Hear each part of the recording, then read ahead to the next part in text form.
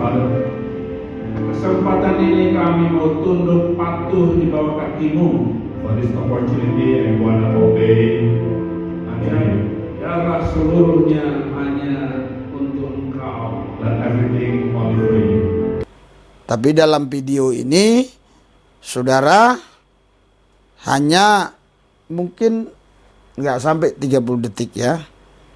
Iya, jadi saya nasihatkan juga kepada ibu ini.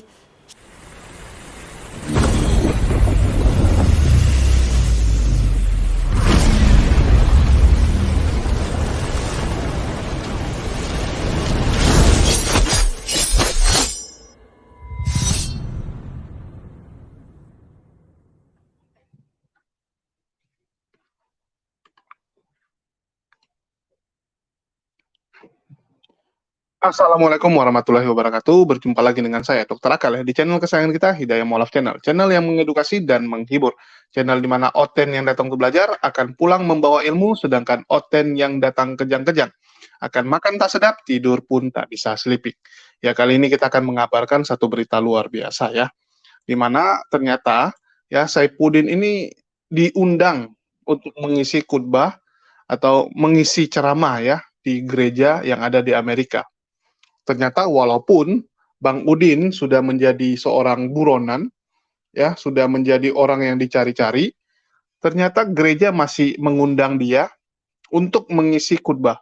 Jadi ini hari Minggu kemarin ya, hari Minggu kemarin tanggal 1, ya hari Minggu kemarin tanggal 1 April, Udin tetap diundang untuk mengisi khutbah. Dan teman-teman bisa lihat kenapa dia live kemarin pakai jas ya. Ternyata dia baru ngisi khutbah, sehingga dia ya pakai jas. Dan ini adalah salah satu hal yang luar biasa bagi saya. Ya, saya lihat ini luar biasanya Udin, karena ternyata masih bisa dia diundang, dan tentu saja kalau dia diundang, dia dapat PK. Ya, dia di Amerika diundang ke gereja, dia tentu saja mendapatkan bayaran, ya, dalam bentuk persembahan kasih. Dan tentu saja PK tersebut lebih besar lah daripada PK di Indonesia. Kalau di Indonesia kan pakai rupiah, kalau di sana pakai dolar, tentu saja ya lebih besar. Apalagi dalam khutbahnya itu dia juga menyinggung masalah Indonesia, masalah dirinya gitu kan, sehingga orang-orang yang mendengar pasti akan ibah.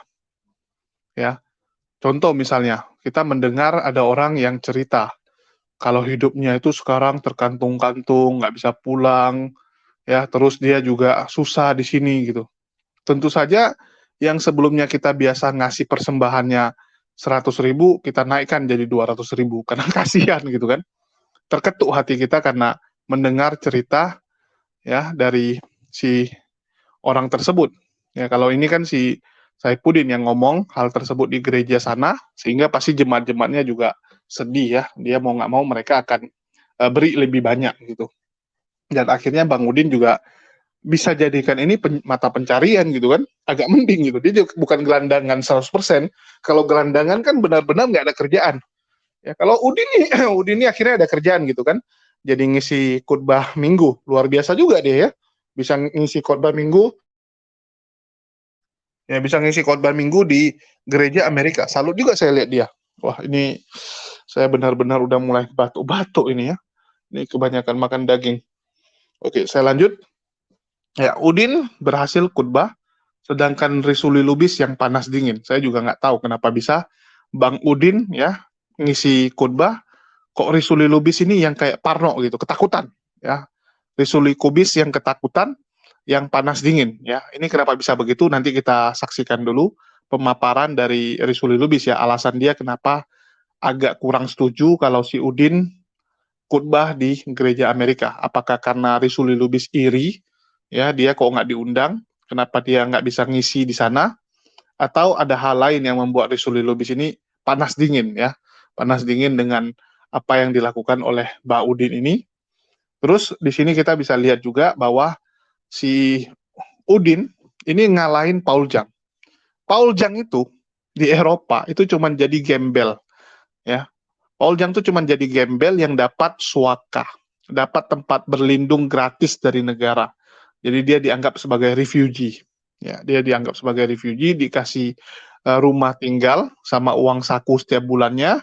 Tetapi Ya, uang saku tersebut tentu saja hanya untuk pas-pasan ya, hanya untuk sekedar hidup, nggak bisa beli apapun ya, nggak bisa beli mobil, nggak bisa beli apapun di sana gitu kan, karena memang pas-pasan. Sedangkan dia nggak boleh bekerja, ya, dia tidak boleh bekerja karena yang namanya imigran atau orang yang ditampung seperti itu nggak boleh bekerja. Yang berani mempekerjakan dia bisa ditangkap. Kalau ada usaha atau tempat usaha yang berani mempekerjakan si siapa nih, si gendut ini, si Paul Jang ini tentu saja akan bermasalah secara hukum. Jadi nggak ada yang mau. Tetapi kalau isi khutbah di gereja bisa nggak? Ya bisa. Kalau gereja ini kan istilahnya tuh pelayanan, bukan sebagai pekerja. Ya, kalau yang namanya ngisi khutbah di gereja itu kan cuma sambilan dan itu kan dikasih dalam bentuk uang tip lah kita bilang ya. Persembahan kasih itu kan kayak uang tip ya. Orang senang, orang kasih. Kalau nggak ada yang senang ya nggak kasih kan juga bisa ya. Walaupun nggak mungkin lah tega sekali nggak ada yang ngasih gitu kan. Dari 100 atau 200 jemaat pasti ada ya setengah lah yang ngasih. Bahkan mungkin lebih yang ngasih. Tetapi besarannya itu kan beda-beda. Paul Jang itu sama sekali nggak dapat loh. Nggak ada gereja satupun di Eropa sana yang mau kasih Paul Jang ngomong. Agak sedih gitu kita lihat. Ya, nggak ada satupun gereja yang ngasih dia untuk ngomong. Sehingga dia jadi gelandangan murni gitu kan. Jadi kalau si Paul Jang kita bisa katakan dia memang full gelandangan. Mengharapkan dari IBA, pemerintah yang ada di Eropa, dan juga dari hasil nipu-nipu. Jadi yang dia lakukan adalah membuat yayasan di Indonesia untuk menggalang dana, tetapi yayasan tersebut ya dikorup oleh si Paul Jang. Jadi itulah cara dia cari duit. Ya, cara dia cari duit adalah dengan menipu oten-oten yang ada di Indonesia dan di luar juga ya, yang jadi penonton dia. Dia hanya mengharapkan dari donasi itu. Karena memang nggak bisa kerja dia, nggak bisa apa-apa. Ya, bahkan saya agak ragu, kalaupun diperbolehkan kerja, apakah dia mau kerja? Karena dilihat dari bangsa dia tuh agak malas. Paul Jang tuh tipikal yang agak pemalas, mau yang instan saja. Ya, semua mau serba instan. Sedangkan Udin ini luar biasa. Dikasih dia ya ngomong. Salut. Oke lah, tanpa berlama-lama lagi kita saksikan dulu bagaimana Mbak Udin ya mengisi khutbah minggu kemarin tanggal 1. Silakan teman-teman saksikan dulu. Tadi kurang lebih jam 10 pagi saya dapat berita dari Amerika tentang Pak Saifuddin. Beliau lagi khotbah di salah satu gereja ya. Dan katanya ya beliau dijagai oleh polisi Amerika. Nanti kita akan tampilkan WA dari Amerikanya ya. Tapi tentu orangnya nggak perlu Anda tahu ya siapa. Tapi berita ini saya maksudkan untuk memberikan penghiburan bagi kita bahwa Pak Saifuddin itu dalam situasi kondisi aman dan dia masih bisa memberitakan Injil gitu. Karena yang saya tahu sih gereja-gereja di sana tidak berani mengupload video fullnya gitu ya. Mungkin kalau hanya WA dari WA cuma semenit 2 menit mungkin bisa. Tapi kalau untuk dijadikan seperti video full mereka takut. Kenapa? Karena juga di video itu ya saya lihat ya sedikit sekali, hanya sedikit sekali ya. Jadi supaya tidak berlama-lama saya rasa Anda boleh lihat di videonya ya. Yang pertama ini videonya waktu di gereja ya. Saya dapat WA padahal saya nggak tanya ini ya. WA-nya gini, sekarang ini Pak Saifuddin khotbah di gereja kami. Nah, terus dikasihnya video, ini videonya ya.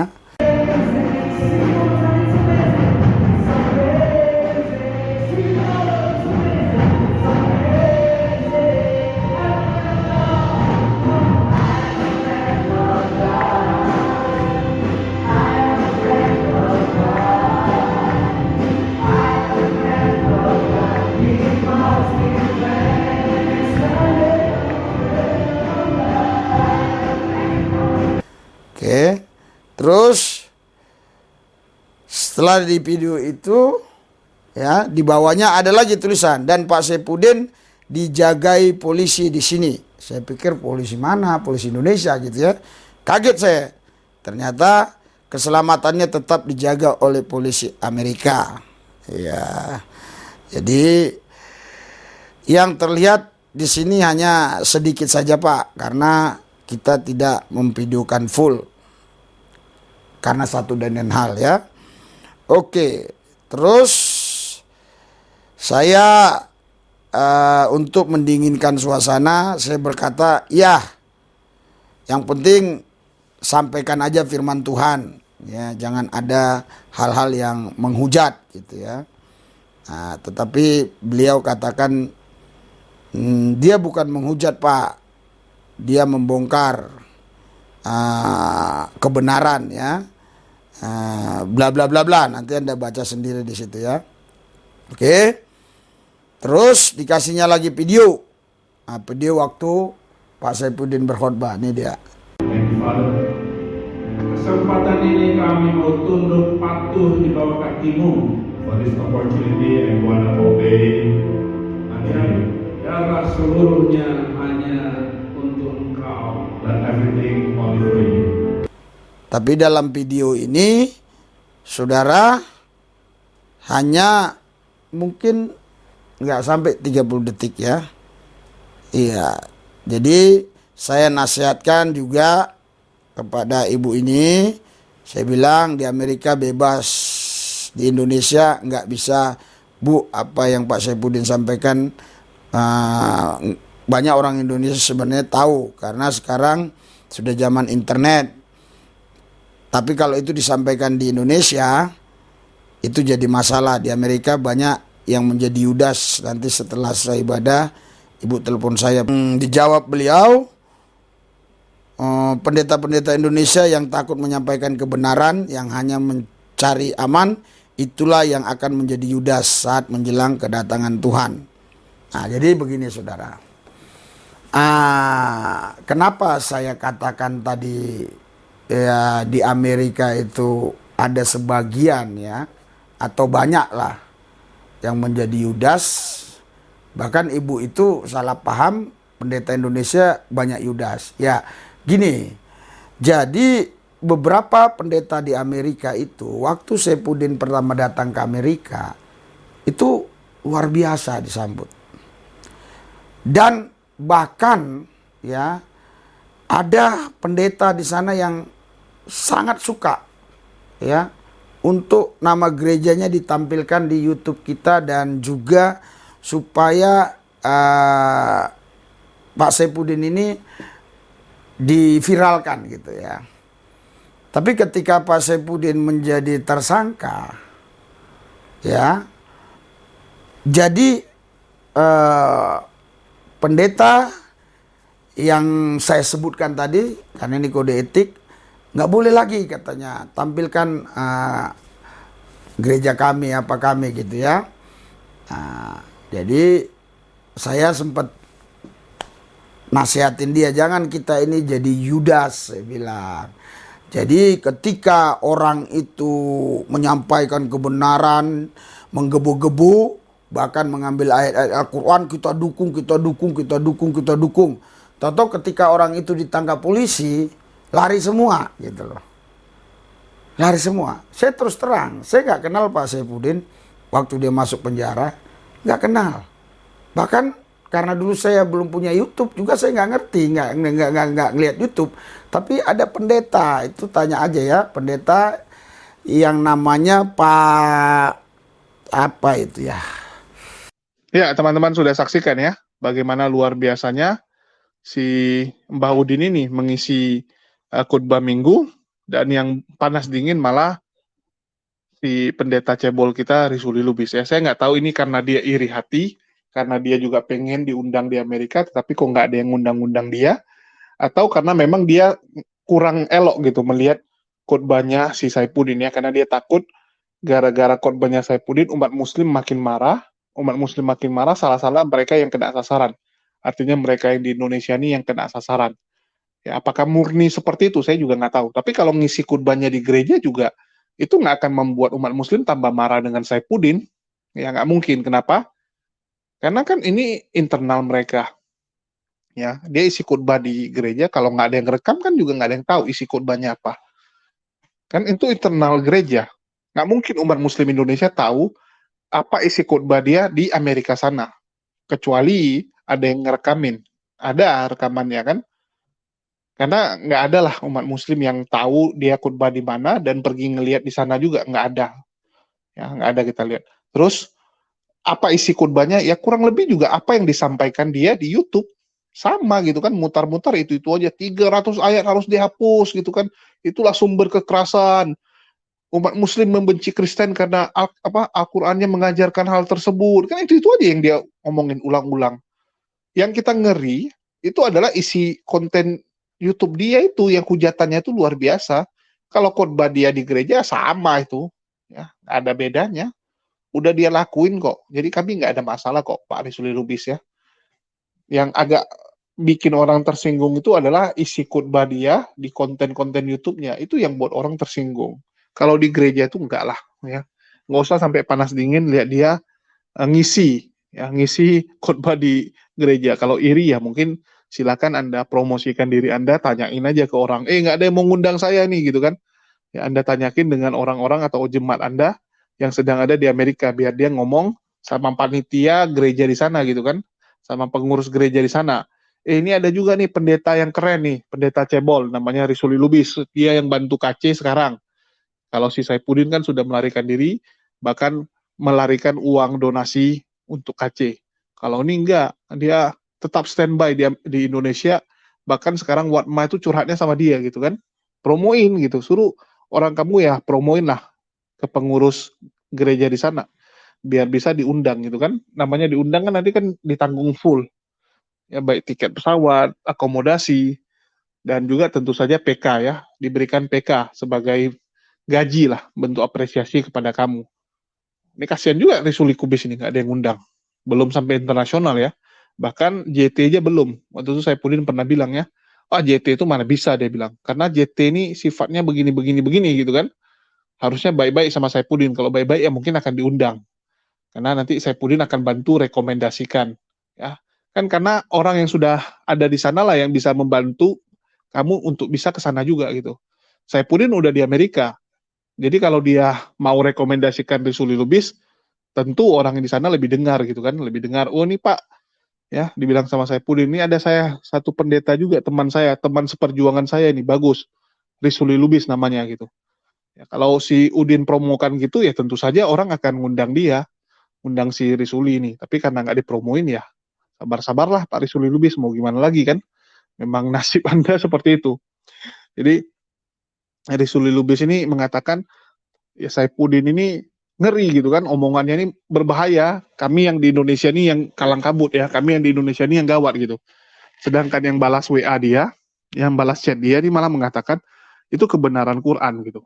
Nah, inilah yang saya nggak habis pikir ya, kenapa orang-orang yang di Amerika pun bisa ikutan gila, ya, menganggap bahwa yang dilakukan Saipudin ini pekerjaannya Tuhan. Wah nggak bisa ditahan, ini pekerjaannya Tuhan gitu kan. Ini bukan pekerjaan Tuhan, ini pekerjaan setan gitu. Kenapa kalian selalu merasa kalau yang lakuin itu pendeta, kalau yang lakuin itu umat Kristen, maka itu pekerjaannya Tuhan? Enggak, belum tentu. Belum tentu. Lihatlah dari pekerjaannya itu mendatangkan sukacita atau mendatangkan mara bahaya. Kalau mendatangkan mara bahaya, ya itu dari setan. Atas apa yang dilakukan Saipudin, ya, orang lain jadi marah, orang lain jadi tersinggung. Orang-orang Kristen juga jadi nggak enak. Orang Kristen sekarang nunduk, malu gitu kan, karena punya pendeta kayak Saipudin. Mereka jadi nggak enakan sama umat Muslim di Indonesia. Itu bukan dari Tuhan, itu dari setan. Karena yang didatangkan adalah malapetaka, ya, ketidakenakan. Apakah Yesus saat mengajarkan, ya, membuat hal yang seperti itu? Enggak. Saat zamannya Yesus, yang ada mereka yang diintimidasi, mereka yang istilahnya diserang, ya mereka sabar, nggak ada pernah dia bilang sama pengikutnya, oh kita balas ya, nanti kita kalau udah agak mending kita balas gitu. Orang Kristen menyerang agama lain itu kan saat mereka sudah besar, dan itu bapak-bapak gereja yang kerjain gitu. Kerjaan bapak-bapak gereja, bukan kerjanya Yesus gitu. Yesus nggak ngajarin, jangan difitnah Yesusnya. Jadi, saya malah melihat Saipudin ini memang murni dari setan. Ya, pekerjaan dari setan kok itu. Coba tanya sama pendeta-pendeta lain. oh Pak ini dari Tuhan, enggak gitu. Itu bukan mengungkap kebenaran. Ya, kalian-kalian ini kan orang yang benar-benar udah tercuci otak ya. Saya juga bingung kenapa bisa ya orang-orang yang ada di Amerika ya, yang sebenarnya secara akademis mereka juga bukan orang-orang bodoh gitu kan. Mereka bukan orang-orang bodoh, tapi kok bisa sampai seperti itu otaknya gitu.